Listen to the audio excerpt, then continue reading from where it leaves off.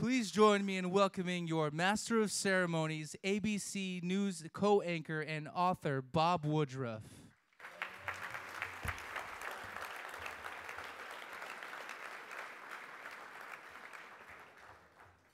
First of all, getting back here is a number of friends that I have here, but I would say almost every single one of my friends told me tonight, then where the hell is your wife? Lee is the one that everybody wants to see. Isn't that right, Mr. Niederauer? I know. I think maybe you have a crush on her or something. I don't know what it is, but I know you're disappointed. But I also want to talk to you about that we have a very powerful mission tonight. Just as our vets look on this mission of protecting all of us, tonight it's really our time to serve them right here in New York. So welcome to the 2014 Mental Health Association Gala, Working for Wellness and Beyond. Each year this event really shines a spotlight on a pressing mental health issue facing the community. So tonight we look at our veterans, not at what they face on the battlefield, but what they face when they come back here to our civilian world. They have challenges, this transition from this place where the lights are on, and suddenly they come back on this transition back here where the lights are off. And one of the most important things, which is why we're here, a lot of you are here, is for employment, so they can get back to a world that is just as fulfilling as those that they served while they worked over there on the sands. We're also, tonight, we're going to pay tribute to companies who are leading this effort to employ them and support the men and women who are returning from our armed forces. And we will recognize an old friend from Colgate University, Gregory Fleming, who is the president of Wealth and Investment Management at Morgan Stanley and a very long-time advocate for veterans and their families. Not a bad accomplishment for a Colgate University student.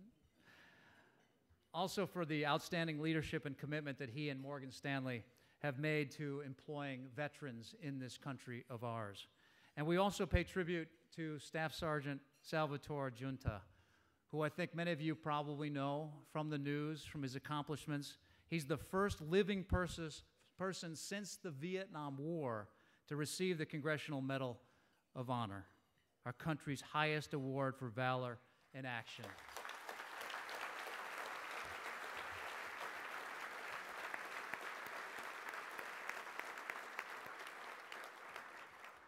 And I should also tell you that he will be introduced by Captain Jack Jacobs, who's also, believe it or not, two of them in one room, also a Medal of Honor recipient himself.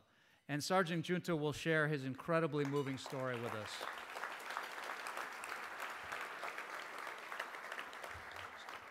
So your mission in all of this is really relatively simple. You know, it's about community.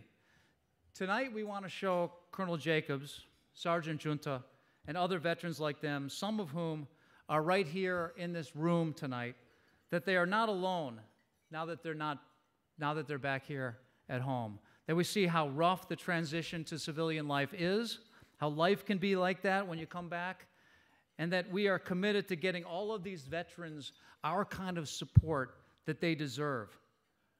You know, our veterans stepped up when they were called and did what they needed to protect us, for us here in our country, the United States. So tonight our job is to step up and do what needs to be done to support them fully. Now, you know what this place is. The MHA, NYC, as I call it, has a long history of seeing what needs to be done right here in our civilian world, in this country, and doing it dedicated to the simple mission of promoting mental and emotional well-being.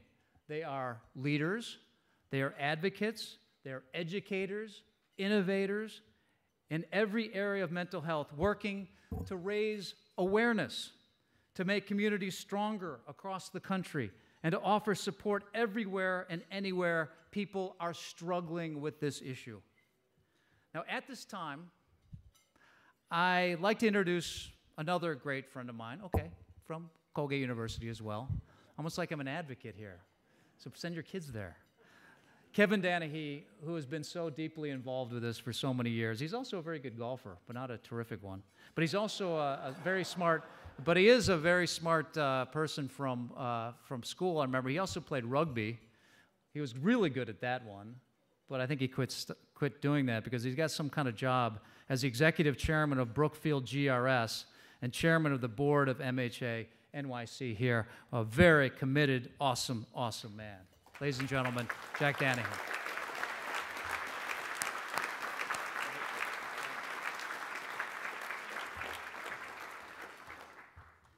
Thanks, Woody. Since you did ask, you are much easier to follow than Lee is, so that's why we...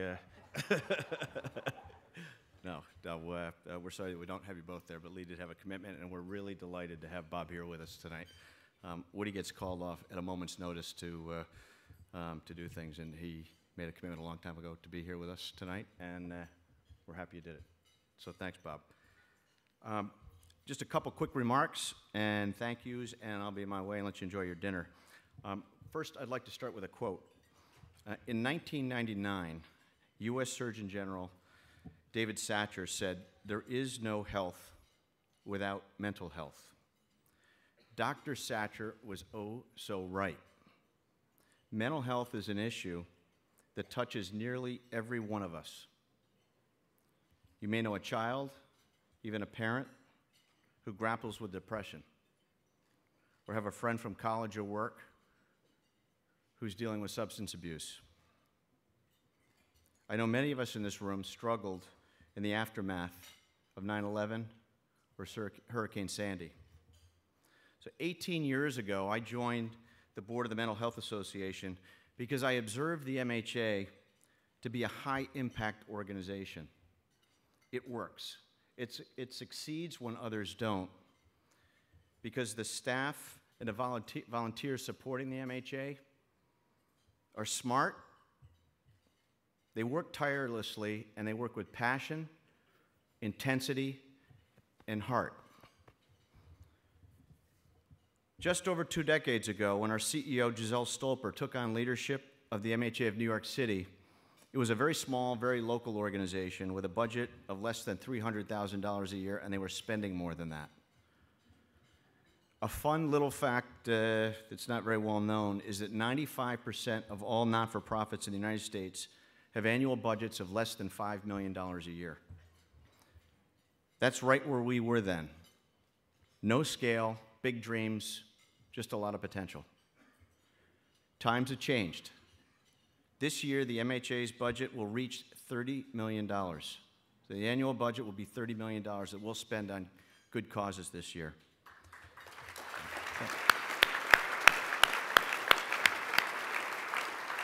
So, based on revenue, the MHA is in the top couple of percentage points for not-for-profits. But more importantly, under Giselle's leadership, the MHA has grown in reach, competency, and impact. We've become a national leader. So it's tough to call it the MHA of New York City anymore because we're a national leader tackling the country's most critical mental health needs, including the needs of our military veterans. Once upon a time, our nation pretended that the men and women who have served our country in the military went to war, came back, and picked up nearly where they left off. We know better. We know many returning veterans struggle not only with physical injuries, but also with the psychological injuries of war. Injuries that lead to a cascade of troubles: depression, substance abuse, unemployment, homelessness, and suicide. Over 25 veterans are committing suicide a day in our country. We know many returning veterans, the challenges are big, but solutions are within reach. On one level or another, it all comes down to connectedness. Connectedness with community on a hyper-local, hyper-relevant basis. Research proves that one of the best ways to do this is to get veterans employed. That's why we're here tonight, to support finding ways to get